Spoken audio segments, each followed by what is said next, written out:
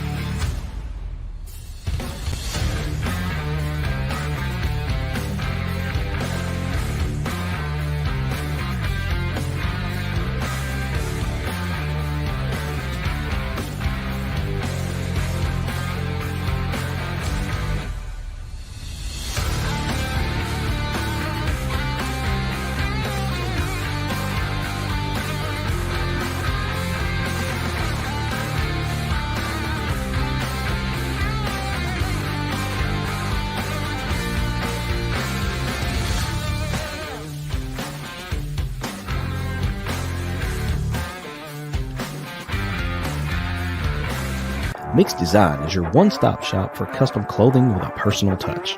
At Mix Design, we can help you tell your story through your wardrobe. Your imagination on a hat, shirt, pullover, or nearly anything wearable. And while you're picking out some custom clothing, check out the one-of-a-kind handmade soaps from the Bobcat Soap Company.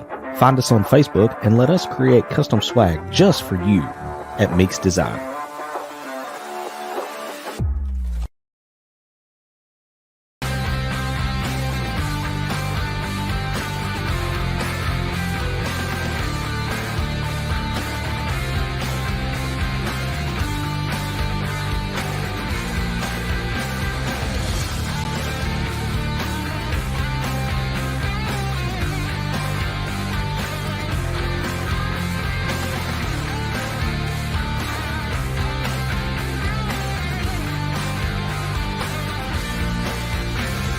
Mix Design is your one-stop shop for custom clothing with a personal touch. At Mix Design, we can help you tell your story through your wardrobe. Your imagination on a hat, shirt, pullover, or nearly anything wearable. And while you're picking out some custom clothing, check out the one-of-a-kind handmade soaps from the Bobcat Soap Company. Find us on Facebook and let us create custom swag just for you at Mix Design.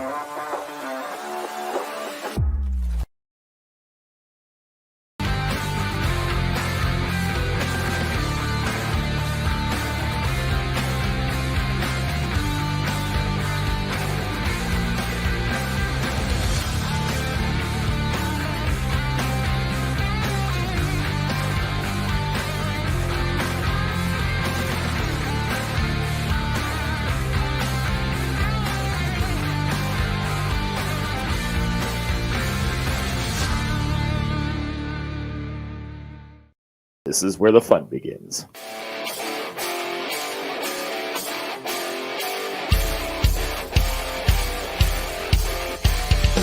Get ready for raw, unfiltered Razorback talk.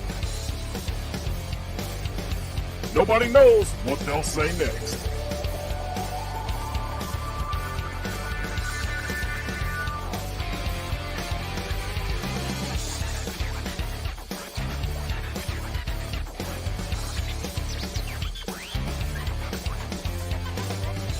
It's time to go inside the Hog Pen with Razorback Zach, Marcus MC Carlton, and Sarah Swish Vogel.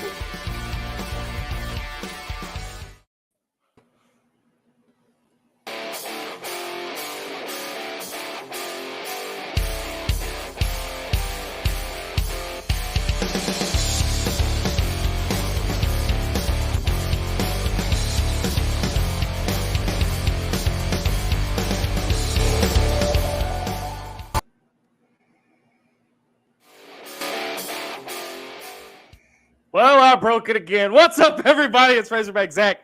Welcome to an all-new episode of Inside the Hawg Pen. It's Wednesday night. It's a short week. MC, dude, I don't know where time is. I don't know what day it is. Hell, I don't even know where I'm at. I'm in that post-vacation funk when you go back to work and it's like everything has gone to chaos and you get home and you're just like, yeah, nope, that's kind of where I'm at. I agree. Hey, before we get started, we've got a jam-packed show tonight. This is going to be fun. This is going to be fun. We've got a live report coming up live from Baum Walker Stadium. Sarah Savage Vogel is out there. She'll be joining us here in just a minute. At midpoint of the show, bottom of the hour, we've got a huge interview. Well, I don't, but Dylan Madden will be joining us from the Man Cave. Him and MC have got a huge interview coming up with a former Razorback that we are not going to name, but you have to have to join, you have to share, and you got to tune in if you want to know who it is. But that's going to be huge too. But MC, before we get started, man, hey, y'all leave us a review. Tell us what you like. Tell us what you don't like. And I'm looking off screen at Sarah's live shot at Bogle at Baum Walker, and we've got a live audience going, so I gotta hurry up and get through this. But leave us a review. Tell us what you like. Tell us what you don't like. Tell me when to shut the hell up. Tell MC to quit bitching on Twitter, and tell Sarah to quit being so savage. It's not gonna work, but tell us what you like. Tell us. Talk to us. Let us know. So we're going to go live now to Baum Walker Stadium at the Hog Pen line, where there is already a crowd joining in. And Sarah, tell us what the mood is like. Who you got hanging out with you? That's Patricia. I got the bros behind me. Oh, you got a live audience going tonight. There's a lot of them. The line's gotten a lot longer today. Yesterday it was not this long. So what's the air like? What's the mood like out there on the Hog Pen line? I know that area of the state. By the way, somber note before we get into the fun stuff. I know that part of the state's got hit by some pretty bad tornadoes. I hope everybody up there is okay. And if you want to donate, if you want to help them out, I'm sure the Red Cross and the university's got something going on. So Sarah, tell us a little bit about what's going on up there in the Hog Pen line, because this is regionals time here at Arkansas. We've been out here since noonish yesterday, we'll call it. I was out here last night after work, came out here after work today. Some people stayed the night. We got the girls going. We got TVs going. The drinks are flowing. Okay, so we've got... The people are flowing. The people are flowing. Looks like you've got a couple fans out there yourself. Yep. So she is going to be walking the Hog Pen line to let you guys see just exactly how crazy these fans are. And she might, if they'll behave, wink, wink, hint, hint, she might get an interview or two if it's possible. I got Tony Vitello out here. I'm sure you do. There's a guy who looks just like him out here. I'm sure you do. All right, so we're going to... Oh, here comes the news crew. We got real fans now. Oh, look out. All right, so we're going to let you get switched over to go mobile here, Sarah. Oh, no, I'll keep it on the laptop. It's fine. I'll carry it. And, I'm going to mute it. I'm going to mute it. I got you from here, Sarah. Don't worry. Oh man. It looks wild out there. I mean, it's kind of like the intro says, you never know what's going to happen next. You never know what's going to happen, but here we do know what's going to happen, and that is it's regional time in Arkansas. Yep. We are a number 5 national seed, and we are matched up with the Charlottesville Regional. Yep. Okay.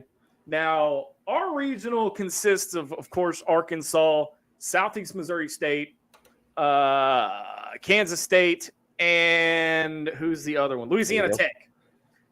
Pretty. I mean, I'll be honest with you. Let me remove this. Let me remove the banner here. This is your schedule here. Arkansas takes on Southeast Missouri State 2 p.m. on ESPN Plus, and then Louisiana Tech and Kansas State go at 7 p.m. also on ESPN Plus. And I'm not a very big fan of the whole ESPN Plus thing. Yeah, but that just is just annoying to me. But Dylan did make a good point when I spoke to him earlier this week, and he said there's like 64 different games going on at one time, and they got to put them somewhere. My thing is, I think there are enough of the traditional between the SEC network and all the ESPNs. I think you could at least get the top 8 seeds, right, get their opening game on one of the traditional TV channels. But that's just me, and I'm a little biased because Arkansas is one of the top 8 seeds, and I don't have ESPN Plus, so I'm going to fork over the money by Friday to have it. Well, I mean, and this is the thing is, before ESPN Plus and before the internet, back in the dark ages, as some kids call it, as my daughter would say. Swear to God, mine too. How did they air all these games? I don't think the game was nearly as popular back then as it is now, because I think, if you got to look back, for the most part, I remember back when LSU was dominating Omaha in the 90s, you didn't really hear much about Omaha until it got to the championship game. And then that was on like CBS or the main ESPN, but you didn't see just the amount of coverage and the amount of eyes on the game that you're seeing now. So this is your schedule. It looks like it's going to be 2 p.m. and 7 p.m. or your first pitch games all weekend long. Now the winner of this takes on. We will. I've asked a couple people, and I've asked several people that know baseball more than I do. The Charlottesville Regional, which is there on your screen. And for those of you that are listening, that consists of number 1 seed in that regional: Virginia, Mississippi State, St. John's, and Penn. The Quakers. Penn. Not a Penn that you write with, but like University of Pennsylvania, the Quakers. Right. Now, let's see if we can get Sarah back in here. There is your live shot from Baum Walker. Nice. I'll pull this graphic out real quick, and then let's go to MC. Let's go to the Meeks Design Company live fan feedback. And Sam Jones, our boy, says, how much did Lucifer charge for the intro voiceover? Okay, so for those of you that don't know or care to know, that is actually me with a little bit of pitch help. With a little bit of pitch and special effects from Adobe Audition. So big thank you to MC for that. But if you want to do a voiceover, hit us up. Yeah, you want to be the official voice of. Whoa! I'm not giving away my job. Hold on a minute. No, the voice guy, like the big booming voice. All right, okay. Oh, now we're good. See, I'm distracted now because I see food on the screen. I see that. Casey Sutton, one half of our royalty, is in the house. She says, hi, guys. By the way, big shout out to Mama Linda, by the way. I got word that she tried to get sick on us and was not doing too hot, but I did get an update from Miss Casey, and she said that Mama is doing much better than she was. Awesome. And what is this guy eating down here? Is this corn? What is that? The corn on the cob, maybe? I guess so. And then I'm going to butcher this last name. Miss Cindy is a first-time listener, longer-time Razorback fan. So thank you, Miss Cindy, for joining us here inside the Hog Pen. And I believe I got a note here from DMAD that says Cindy is my mom. So that is DMAD's mom is in the house tonight. And then, Mama of course, right? And then, of course, Sam says, Sarah Swish giving the Diamond Hog dish. There you go. Prayers for NWA and DFW on recent storms. Much of Dallas is still without power today. Means I need to check on my sister. I have now made it to the end. Oh, wow. For Wednesday, that's not bad for the regional. Right. That's a pretty good line. Our boy Jesse is currently in the NWA. He is here. He just does not have power. By the way, table for late night poker. Sarah, if you can get the hog call for the news as well, we would like that as well. Go when I'm running. James Harris won't have to wait till 10 o'clock if we get it. We'll get it live right here. We get it live right here. Sarah, James Harris of Harris Made Chef Services and the new executive chef of a new restaurant in Conway is joining us tonight and says, good evening. What's up, James? That's my buddy there. Hey, thank you, by the way, to James Harris of Harris Made Chef Services for sponsoring our trips to Fayetteville in the fall and the spring. We appreciate that. Let's see what we got here. Oh, speaking of, Mama Linda's in the house. Good evening, ITHP. And Jesse says, I remember you had to catch it live or on the radio talking about the games before ESPN Plus and the internet and everything else. And yes, Sam Jones, if you have YouTube TV, ESPN and SEC Network is baked in, yes, but ESPN Plus is not. That is a separate thing. And then Ashley Wilson's in the house of Take It Easy Travel Company. So we've got sponsors in the house tonight. So big thank you to that. And of course, our buddies over at the Hog HQ are hanging out with us. Good stuff, y'all. This is Matt Hart. Hey, man, we're just here just to be here because we love it, man. All right, MC, let's get into this. Regional set. Yep. Oh, we're about to get the hog call. We gotta let's do this.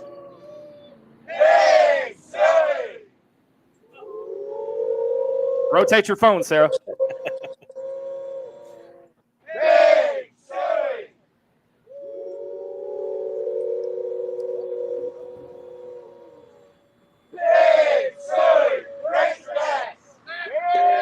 How about that? How about that? Live on Inside the Hog Pen. Yeah. We don't have to wait till 10 o'clock to see it here. Inside the Hog Pen has it. No, we don't. Loki DeWitt says Sarah's always sideways. Did you hear it? We heard it. We heard it. We got it. Yeah, we got it. I missed my opportunity to say louder though. Well, some people on Twitter will have to. Propped up on the news guy's camera. I'm sorry. I didn't have an She was piggybacking off the news guy. Hey, that's like a true media person right there. You just piggyback right off the other media person that gets in front of you. Yes. Yes, I love it. Well played, Sarah. Well played. Well played. So we're going to leave that running at the bottom of your screen here. MC, when you look at these matchups with the not only the Charlottesville Regional, but with our regional as well, can Arkansas do it? Can Arkansas get to Omaha? Yes. But we're going to have to see more from the bats. The bats are going to have to see more. We saw a little bit in the Kentucky game. I kind of felt like we started seeing a glimmer of hope because you saw Kendall Diggs had a couple big hits. Peyton Holt had 2 home runs against Kentucky. He had a 3-run shot. It kind of kept them in the game. The one that I want to see get going again is I want to see Aloy. I want to see his bat wake up because I don't know what's happened, but his bat is kind of broke. Yeah. Yeah, pretty much. He broke the dragon bat, and which I've never seen one of those composite bats like that break. And shout out to my son Aaron because he was the first one to pick up on that. He was like, "Dad, I think he broke his bat." And I'm like, "No, son, there's no way. There's no way." And then they were talking about it a little later on, and sure enough, man, he put that bat into pieces. So if you had to pick, so let's play. Let's play devil's advocate here. Let's play what if or whatever you want to call it. Yeah. And I know in our description of the show, I'm not going to jinx it, but I'm trying to use reverse psychology here. Okay. If you had to pick, because every year there's one team that just kind of comes out of nowhere in our regional. If you had to pick which team to quote unquote watch out for, who would it be? I think it's got to be Tech. I think it's got to be Louisiana Tech. Ethan Bates, Conference USA Player of the Year, is a former Razorback, and he's already made it known he's coming in here with a chip on his shoulder. Why? I don't know. I don't know the backstory of why he left. I don't know if he felt like he didn't get a fair shake here or whatever. He's at Louisiana Tech now. He was not playing here. He goes to Louisiana Tech, ends up being a Conference Player of the Year in Conference USA. He's by far the team leader. And then there's a few other Arkansas kids on the team as well. So I'm sure they would love nothing more than to come in here to, bomb stadium, basically the mecca of college baseball stadiums, and upset the number 1 seed. Now, I will say this. I think Arkansas wins this regional fairly easily because when you get to the postseason, it's more about pitching than it is about hitting. We've got to have the bats wake up. Sarah's distracting me again with food. But if you look, this is not fair. Sarah, we're stuck in the studio and Sarah's out there having a good time. I mean, it's only fair because, I got to hang out in Fayetteville for football. You got to go to Hoover. Yep. And I guess now it's Sarah's turn to go live. It's Sarah's turn now. So yeah. I guess we'll give her a fair shake. Yeah, we'll let her buy with it. So I just hope she eats enough for me as well. So. Nothing beats a good hog pen line, beans, and wieners. I'm telling you. I mean, so, okay, I got to ask you this, though. Yep. Hagen Smith. Mm-hmm. Number one, he didn't look too hot in Hoover. Okay, I'm gonna stop. Wait. All right. I don't think it's anything to worry about No, I don't either. because it's Hoover. I don't think he was. And I'm let me find something wood here. I don't think he was in it as much as he would to save his arm for this weekend. I can tell you this: when he came off the field after those 2 innings, he and Dave kind of made eye contact as he was walking Y'all off. are about to see the live news feed going behind me. Okay. All right. So we may see some shenanigans here. All right. By the way, Loki says that with you propping up, and of course she's disappeared, but says that you're a quasi sports reporter by default if you do that. Absolutely. Yes. But go ahead, MC. I'm sorry. Okay, so back All to I'm Hagen saying Smith. is no one else has been live from the Hog Pen yet. There you go. We're setting the trend right now. And Hagen no one was else pissed. is sleeping out here but our group. So the true Of course. That's the only way I would expect it. Hagen was pissed that he wasn't going to get to pitch more than 2 innings. I could tell his body language changed as soon as he and Dave kind of looked at each other, and he kind of got the message without coach having to say anything that he wasn't getting to go back out. Because if you follow Hagen, he's one of these guys that it seems like as the game goes along until about the 6th inning, when we've been pulling him every time, I mean, he kind of gets a little stronger as the game goes along. Yeah, and I don't, again, all these people that are saying, oh, he's hurt, there's something wrong with him. No, there's nothing wrong with him. Blah, blah, blah. There's nothing wrong with him. He was, I don't want to say he was. Well, for one thing, it was 9:30 in the morning, and I don't know how many people were awake. Yeah. Because I was struggling myself. Yeah, Jesse says, who do y'all think DVH throws Friday? Gage Wood. Really? That's what I think. I think you see Hagen in. You don't think it's going to be Hagen? Nope, not on Friday. I think you see him Saturday. If Arkansas wins, which they should, I mean, if you look at the stats and everything, Arkansas should handle SEMO pretty well. Okay. They've got the highest ERA of anybody in the regional here. It's basically 6 runs a game. I really think that it would not surprise me if you didn't see Hagen until Sunday, especially if Arkansas. Let's go scenarios here. If Arkansas wins against SEMO, and let's say Kansas State upsets Louisiana Tech, and so your Saturday night game of the 2 winners is Arkansas and Kansas State, you won't see Hagen until Sunday. That's just my take. So that would put the regional final as Arkansas, and it would just depend on what happens in the losers bracket. Because hold on, MC. Sarah, he cannot be on screen without his glasses. Yeah, well, I was gonna say, where's the glasses? He has to wear the glasses because nobody knows who he is without his glasses. Yeah, they're in his truck. Well, then go get them. Yeah. We're on for another 4. I didn't know. If I didn't know who he was, I wouldn't have recognized him. Well, I was looking at it. I'll be honest. I was looking at it and I'm like, man, that looks like the dude that wears like the shades that come up like this. That is Kendall, but if you don't know who that is, there's no way to tell that it's him without the glasses. Loki says, it's hard to pitch well with one bloodshot eye. I think that he's saying that with how early it was in the morning. Well, not only that, man, but I'll just say it. The entire team looked like that scene in Varsity Blues where they all go out to the bar and end up staying way longer than they should. And it's a we'll call it a gentleman's club. That's the best way I know to describe it. Okay. It looks like that the last Wednesday, Thursday, whatever it was, I guess it was Thursday. Last Thursday, it looked like the entire team had been out partying with Mox and Billy Bob and all of the West Canaan Coyotes, watching their teacher up on stage because they all looked like they were hungover as could be. I mean, we had 5 errors in the game. When's the last time a Razorback team had 5 errors in a game? You don't want me to answer that. I don't. Okay, I do have to answer a comment real quick. Yeah. Kayla, your dad was here last night, and we had a good time, but he sadly left. Oh. But he'll be back tomorrow, so it's okay. Oh. But see y'all tomorrow or Friday. Depends on work. If you're just joining us, Sarah Savage Vogel is at Baum Walker Stadium in the Hog Pen line.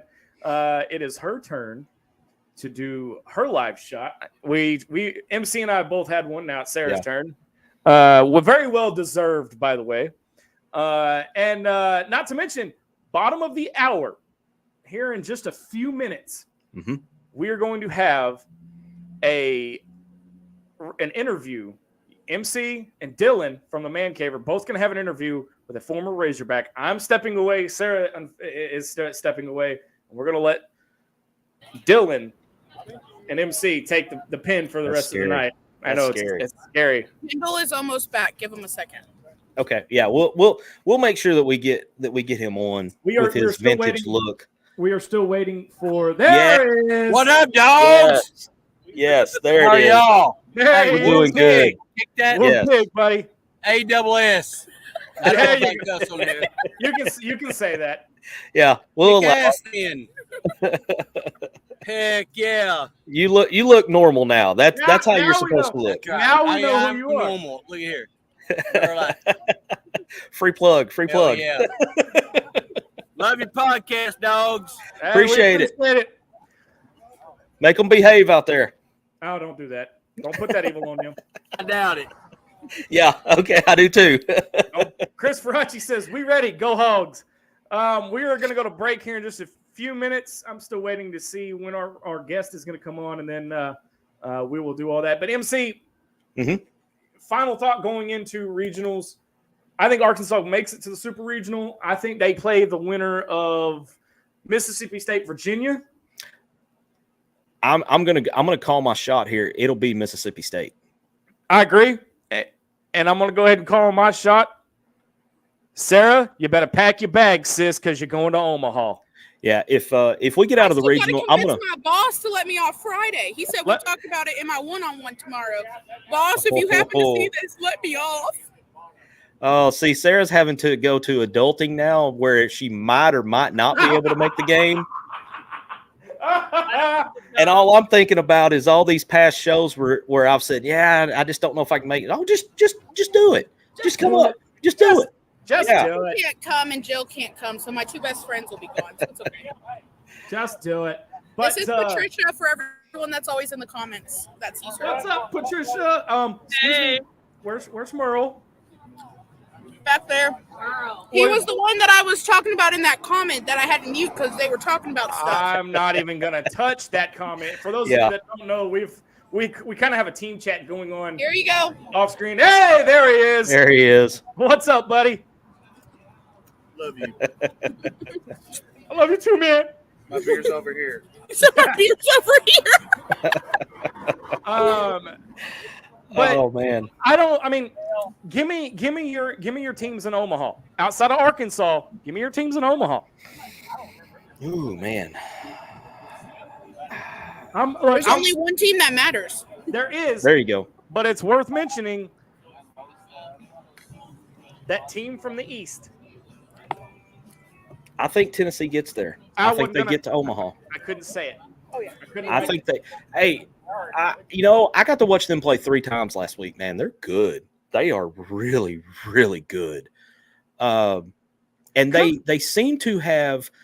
I don't know if it's because it's a different group of guys or Vitello has calmed down or somebody told him to calm down, but they don't seem to be quite as obnoxious as that team of a couple years ago. Could we potentially? They got to a fight in Hoover.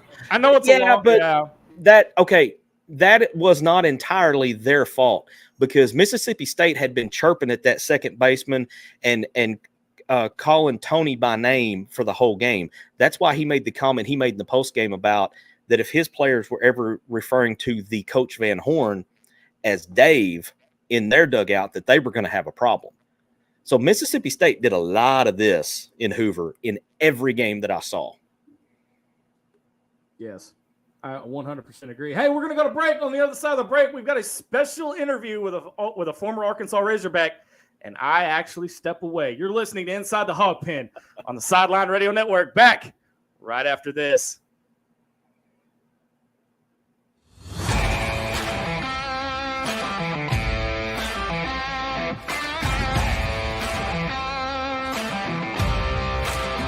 Mix Design is your one-stop shop for custom clothing with a personal touch. At Mix Design, we can help you tell your story through your wardrobe. Your imagination on a hat, shirt, pullover, or nearly anything wearable. And while you're picking out some custom clothing, check out the one-of-a-kind handmade soaps from the Bobcat Soap Company. Find us on Facebook and let us create custom swag just for you at Mix Design.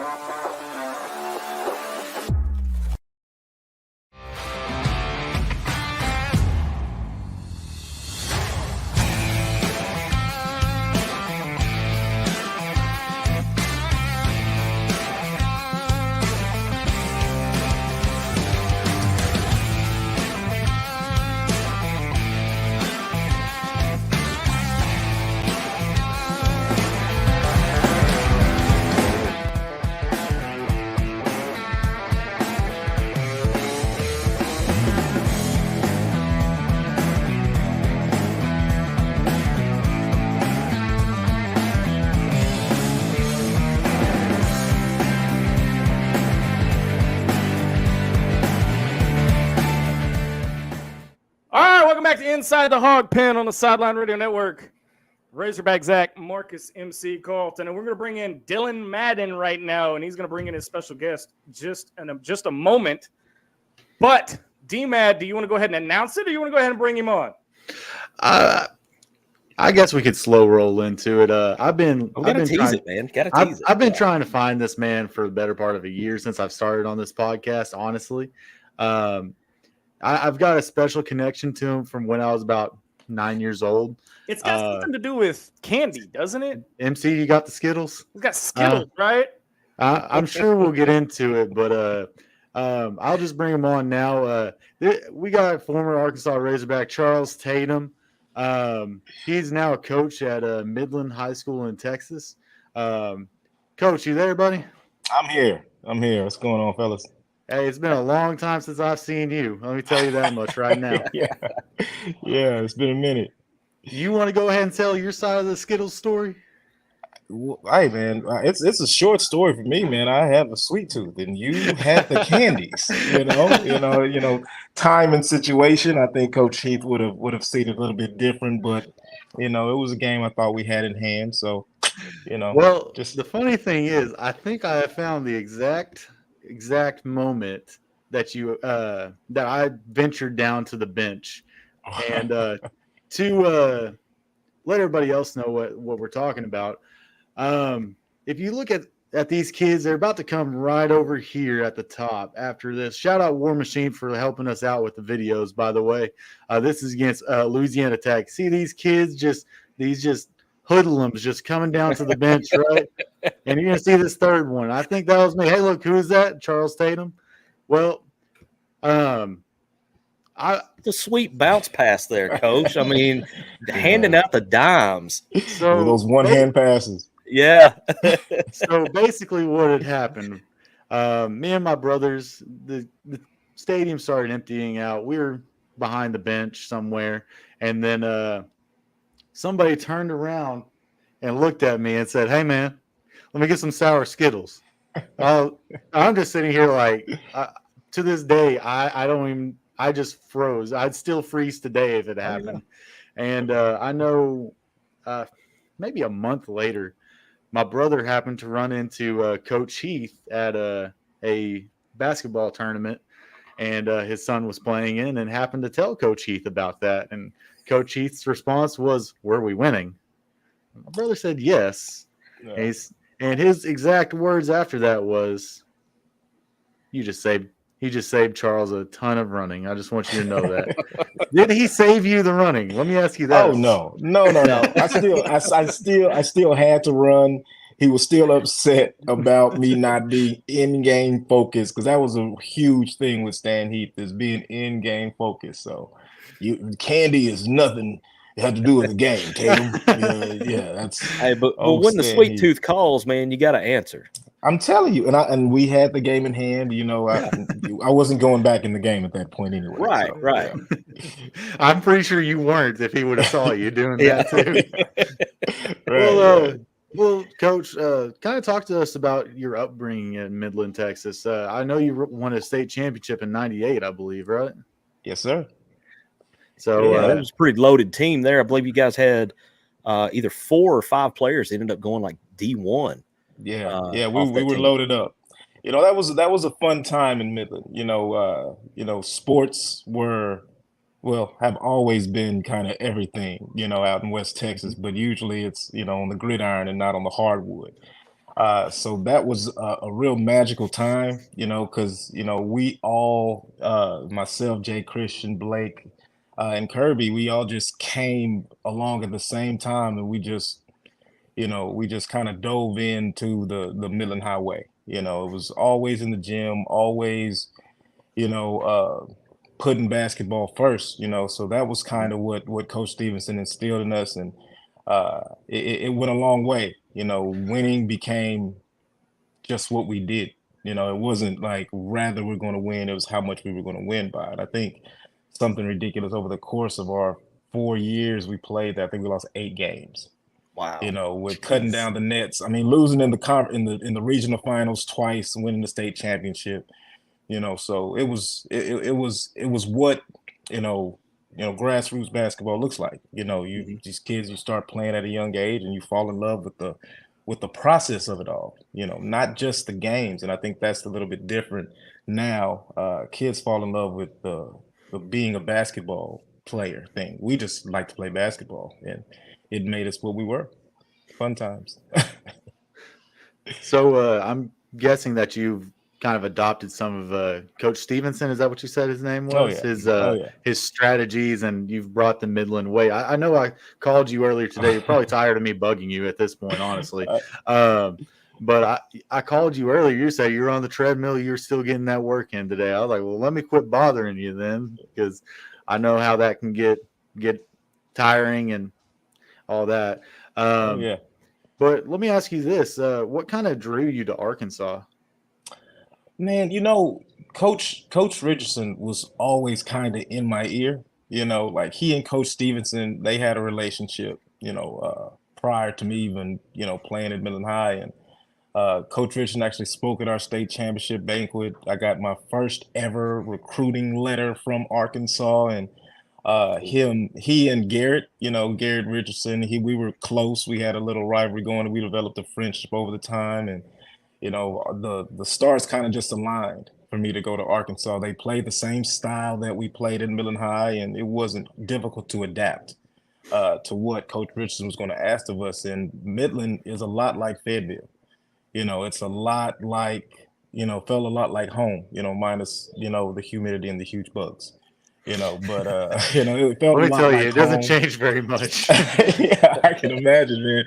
Out in West Texas, like there's no trees, there's no greenage. And I remember my first night there, like I was like, there's got to be a monster in all those trees out there, man. It was a tough couple of days for me to get acclimated, but it was really, really fun. I really enjoyed my time in Arkansas.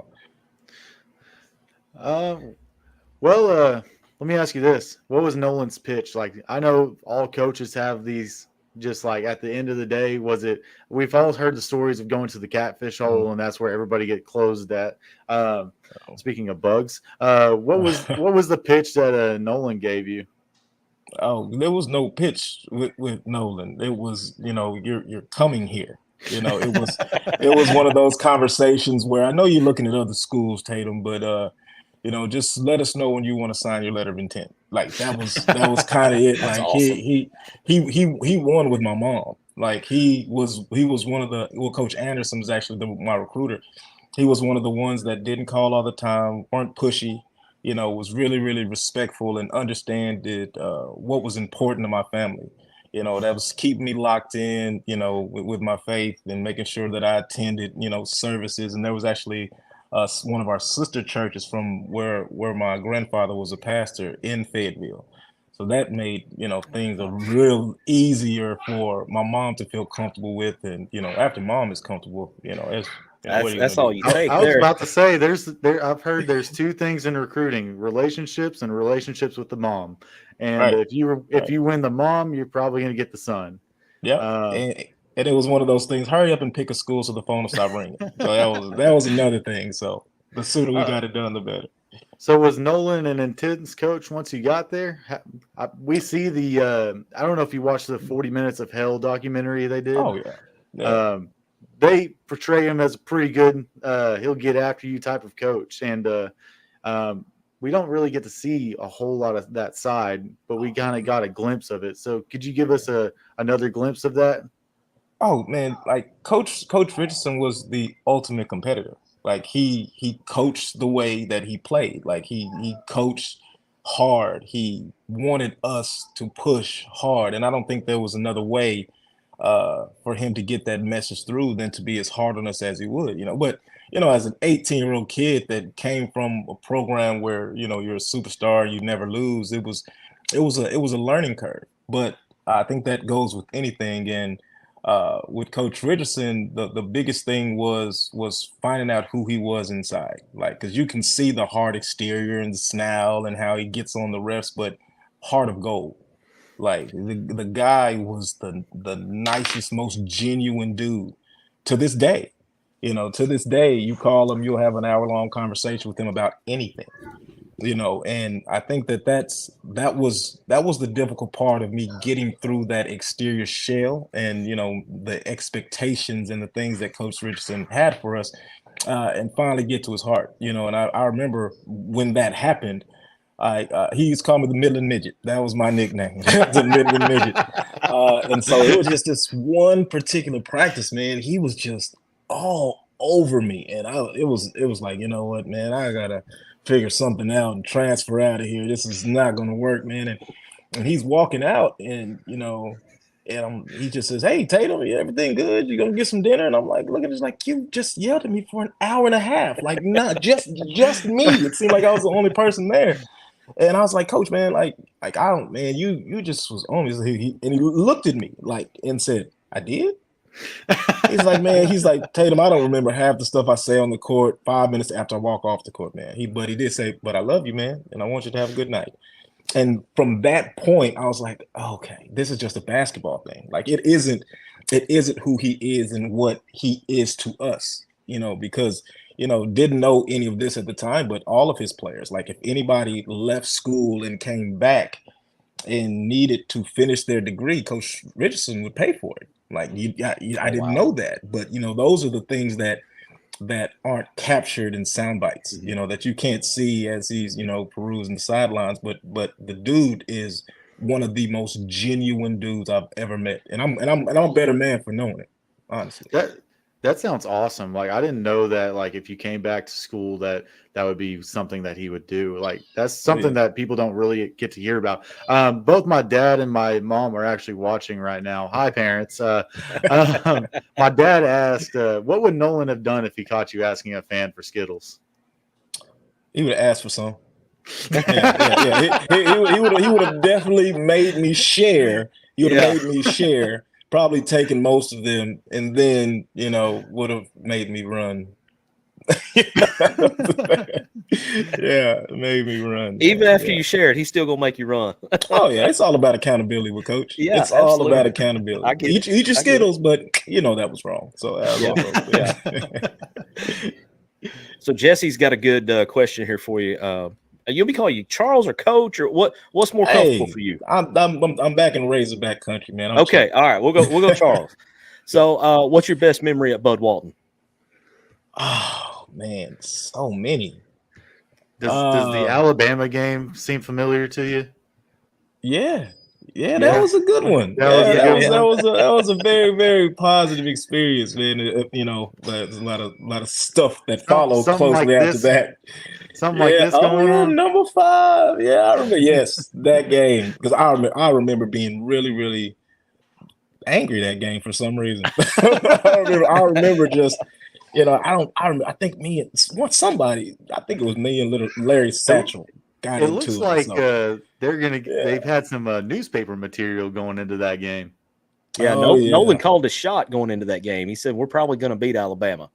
Yeah, and he's looking like a prophet out there. All right, so Charles, as we're looking at this, for some of the people who their memory may have faded a little bit, tell us about who some of your teammates were that were out there with you during this game and during your time at Arkansas. Well, there was, the ever so notable Joe Johnson, Mhm. and ISO Joe. ISO Joe, Cool Joe, Gennaro Pargo, Yeah, Pargo. Yeah. but probably like the unsung hero of my whole career there was probably TJ Cleveland. Like Mhm.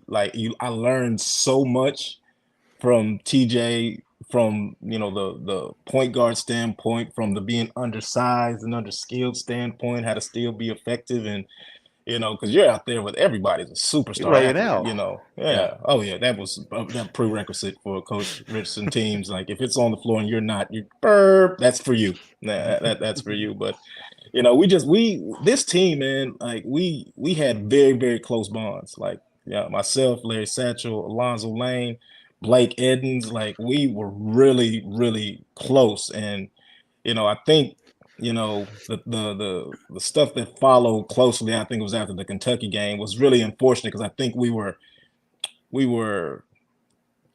catching stride. We were playing good basketball at the right time, and I think that who knows what happens once you get into the tournament, and Right. and I mean, I think we see that every year, and I think that just kind of derailed what could have been something really special that year. But and everybody, all those guys, Carl Baker actually lives about 20 minutes from me.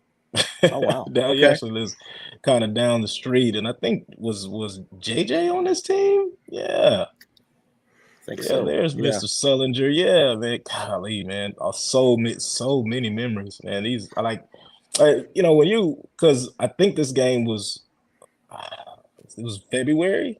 Like Yep. we Sounds right. we Yeah. get really, really close after campus closes because Mhm. there's nobody else on there. Yeah. And I remember prior to going into conference this year, we kind of made a decision on to kind of forget everyone, forget the coaching staff, and just make the rest of the season about us. We're gonna play hard for us. Mhm. We're gonna execute for us. We're gonna be together for us. Because when it's all said and done, we're on the floor. And I think that's what you see, here. The us being able to win this game, and I think we went on the road, to Kentucky after that. But so many memories, man. So many good memories. So I'll get to Brandon's question in just a minute. But while we're talking about your former teammates, I got to ask you something about Larry Satchel. Dude always he looked like the scariest dude alive, man. Not like the boogeyman would be scared of Larry Satchel. Yeah. Is that how he was, or was that just a look that he had during the games? Man, Larry Satchel's a puppy. He's the nicest dude. He's the nicest dude on the planet, man. Larry Man, Satchel. he's got like the big scowl every time you see him on the floor. It's like, you're kind of wondering, maybe is he carrying a blade with him during the game? I mean, he looked mean, man. The first orientation freshman year, Larry Satchel, he walks into I forget what class it is, but he has his face on a t-shirt. That's his own face that says player made, and some Ice Cube slippers from Friday. And Oh my goodness. just introduces himself, stands in the middle of class, introduces himself. Larry Satchel, number 50. Nice to meet you. I was like that. But Larry, man, like he's one of those guys, that exterior, that's protection from everybody not in the inner circle. Like if you that's real Larry if you're not a friend. But once you're inside, you're protected. Like you are fine. You take Larry anywhere.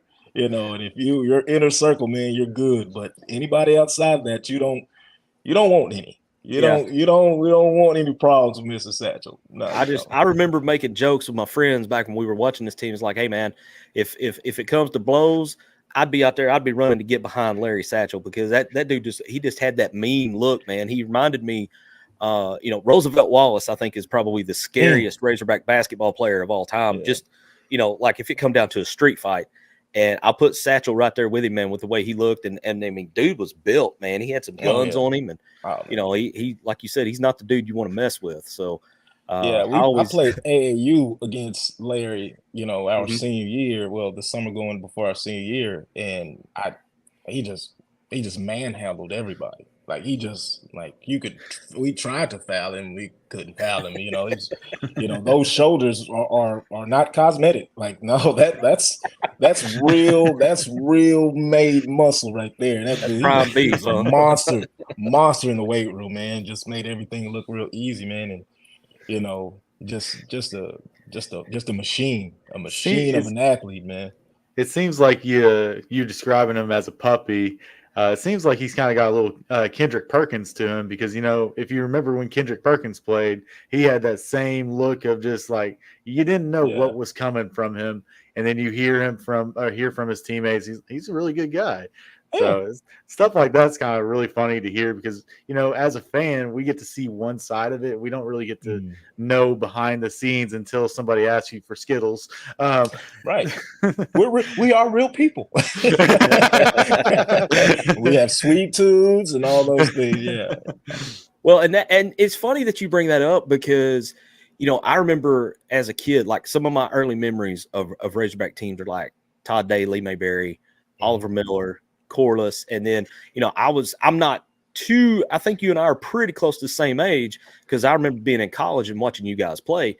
And it's just like, that first time I got to go see Dave, Mayberry, and Miller, I was like, these dudes are like superheroes to me, man, and it's just kind of to see them as just, and I saw them like before the game and after the game kind of cutting up and laughing and everything. I was like, man, these are just regular dudes, man. They just happen to be really, really good at basketball. Yeah.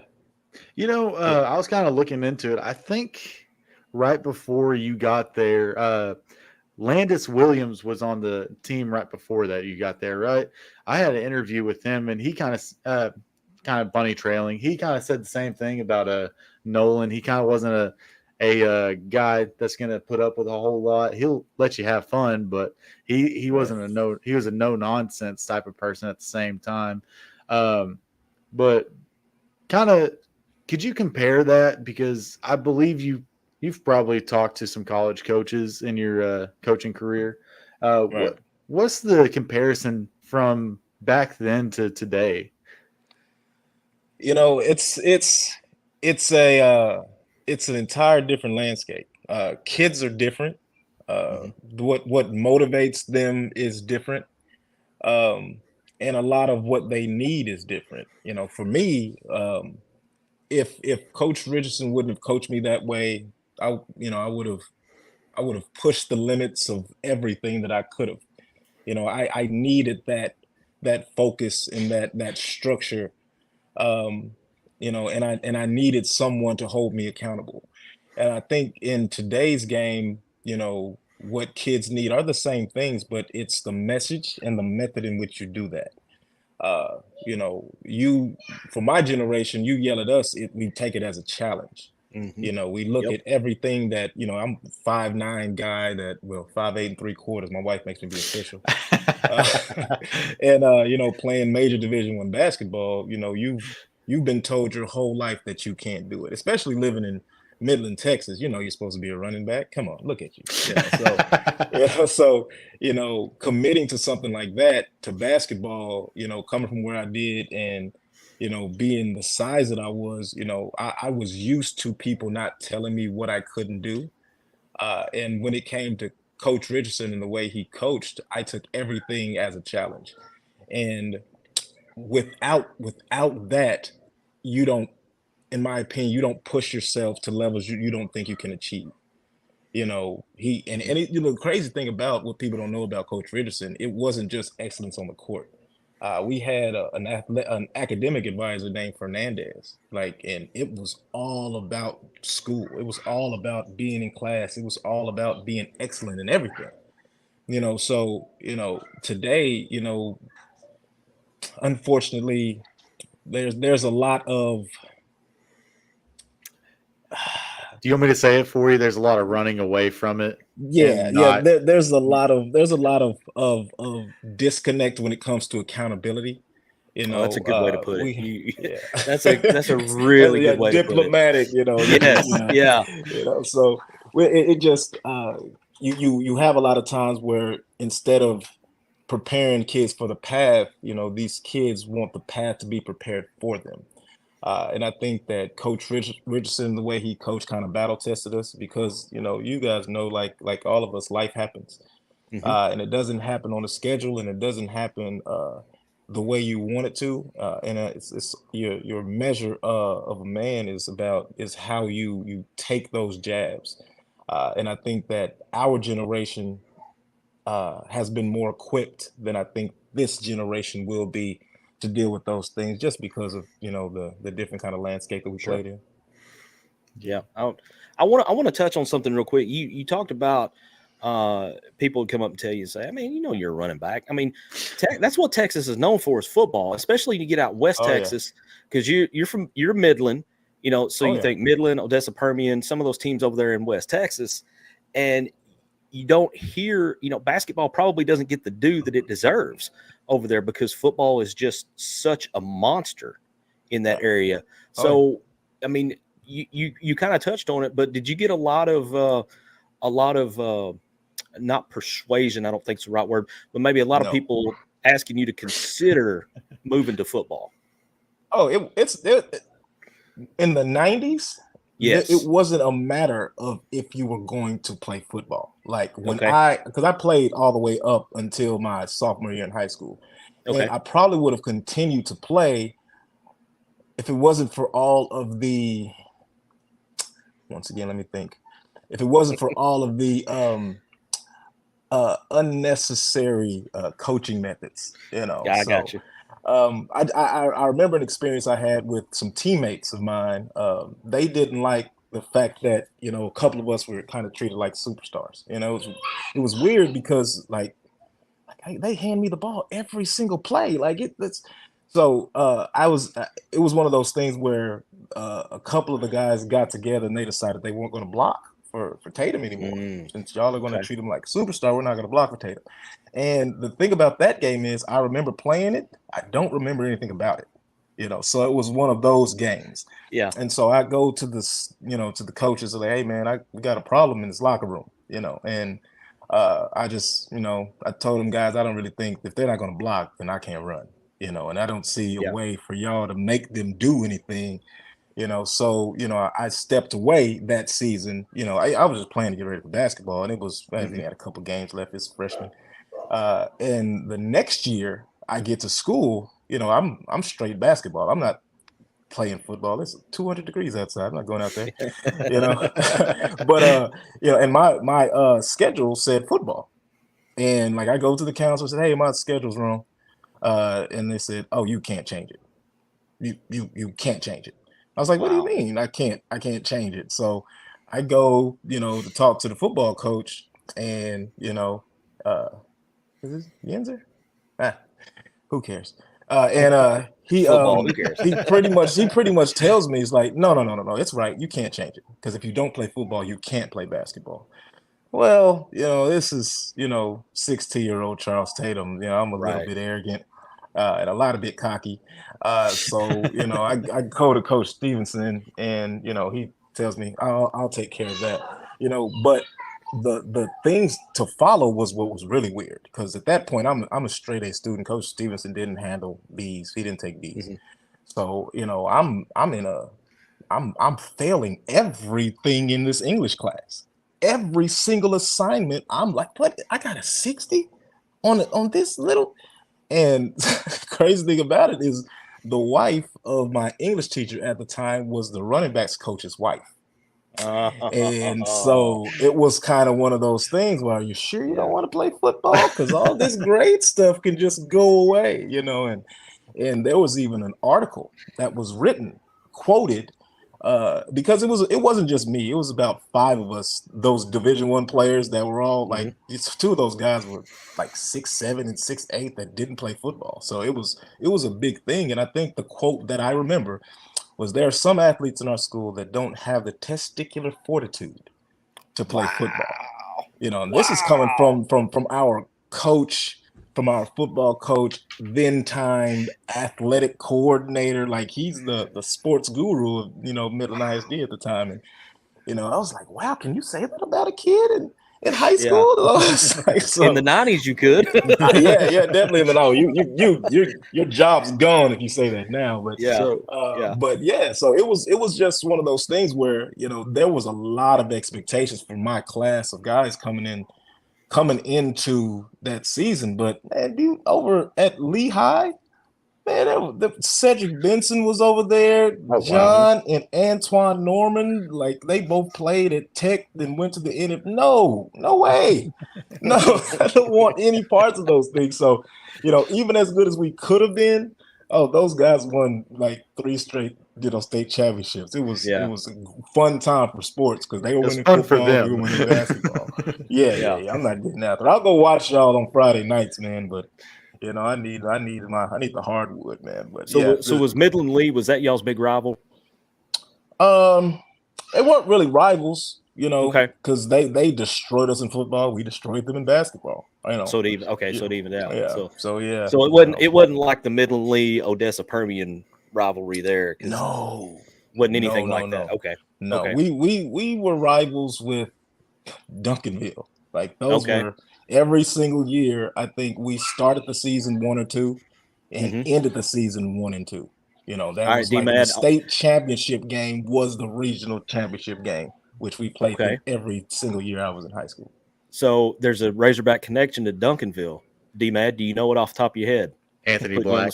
Anthony Black. There you go. Don't test me like that. He's got a little brother there too, man. Hey, Coach Peavy doing some great things down there with those kids. I actually help out with an AAU team local in Dallas.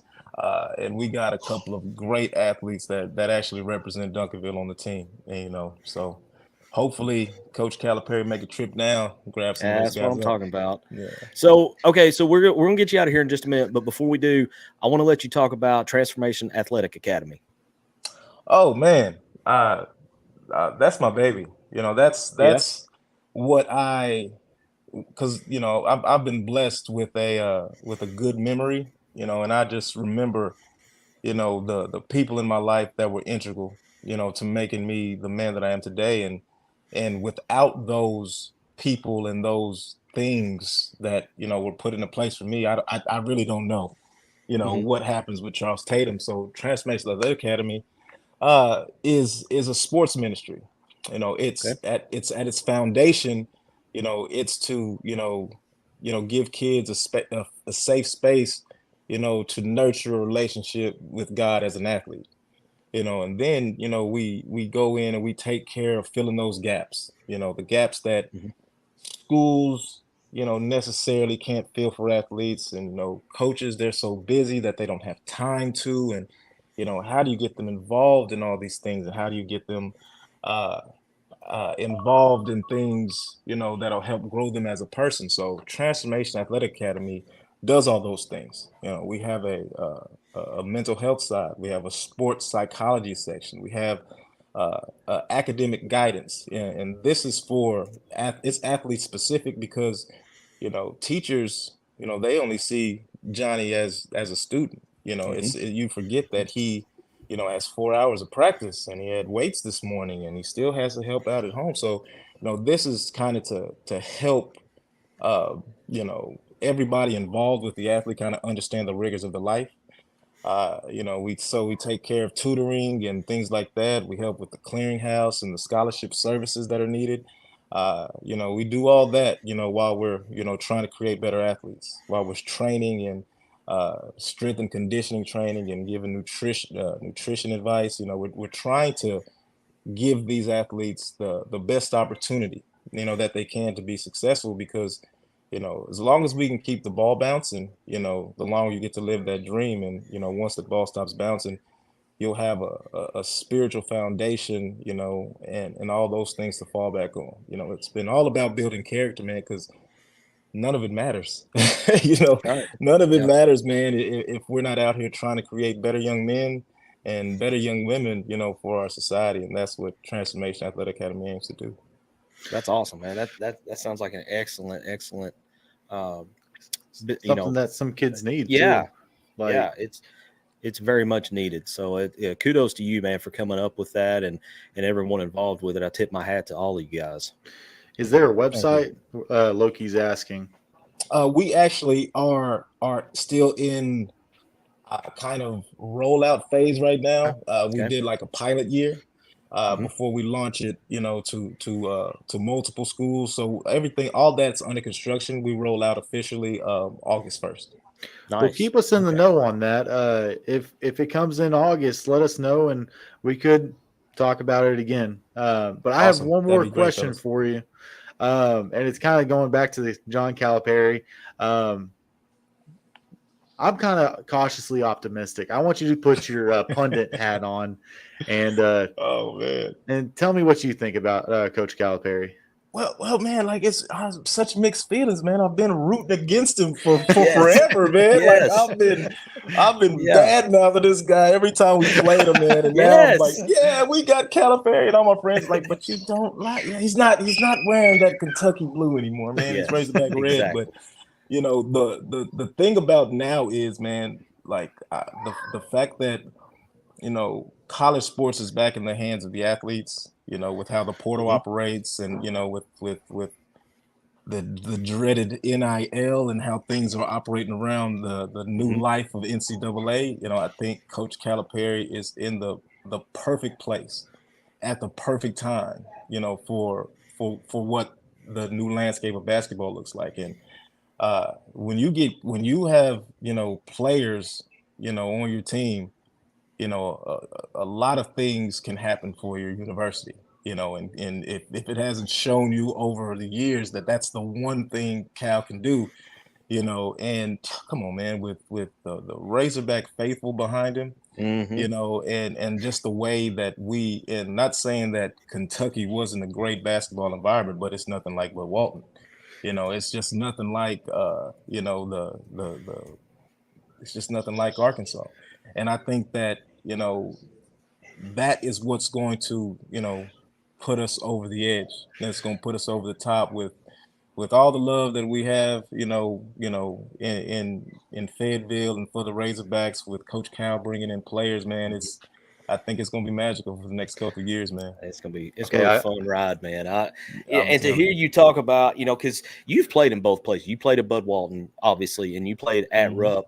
And to hear you talk about, man, there's no comparison. I mean, the hair on my arms just stood up because, you always hear about Kentucky, the blue blood, they're one of the, winningest program of all time, blah, blah, blah, blah, blah. But I've had some family go to games at Rupp, and they're like, man, these dudes, they're golf fans, man. They sit on their hands. They don't get crazy like people at Bud Walton. There's no like stomping, screaming fan section and people over the rails screaming, and you can't hear anything. At most of the SEC schools, I'll have to say that probably Auburn was the closest thing from when they had, that Rivers team and Porter, when they were really good that year. That was the closest comparison to anything but Walton. I was like, back then, early 2000s, man, we had the lights out and things like that. We did a great job of setting that environment, man. And had the laser show too, didn't we? Yeah. That was, nobody else at the time was doing any of that, man. And I was like, babe, I get off the bench, but you played a lot. Let's be honest here. Yeah, man. But players, we never play enough. Absolutely. But I'm super excited, man, because we felt the love, and we weren't anywhere close to being what's about to happen. There was Joe, myself, a couple of other guys that were 5-star, but we have a whole roster of 5-stars in a place that embraces their athletes like Arkansas does. It's gonna be even better time for the kids. We have a little inside joke. No 4-stars around here. All 5 stars. Yeah, all 5. That's it. Just no 4 stars. It's just an inside joke. I have one more question, and this is something that I've thought about, and I've never been able to feel it myself. I've always gone I'm pretty sure my mom and my dad took me to Razorback games as an infant. I'm pretty sure that happened. I've never been able to walk into a Razorback environment and not understand what the hog call is. Can you tell me how it came off to you? Because I've just thought about like going into Tennessee and hearing them sing whatever song they sing, or going into Alabama and hearing their pom poms because that's all they do. But could you tell me like what the first thing was on your when it came to the hog call? Like, what was your first interaction? The first time I heard it, I didn't know what was going on, So, I go and my mom confirmed that she took me as an infant, just FYI.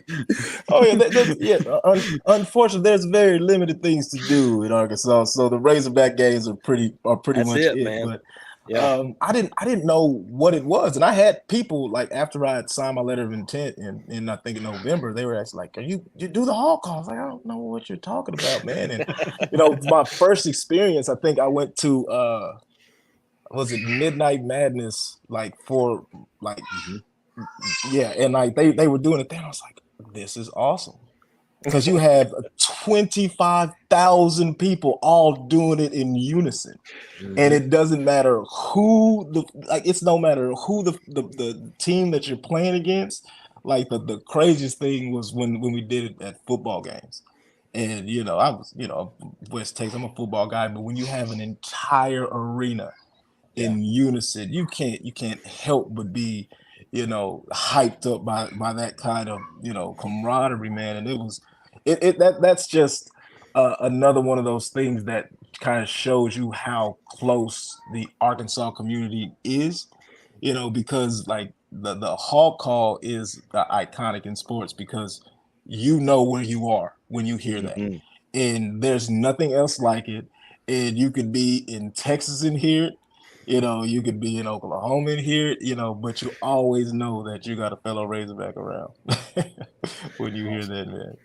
That's awesome, man. I don't know that I can think of a better way to end. Well, so we got to get Brandon's question in because I skipped it a while ago.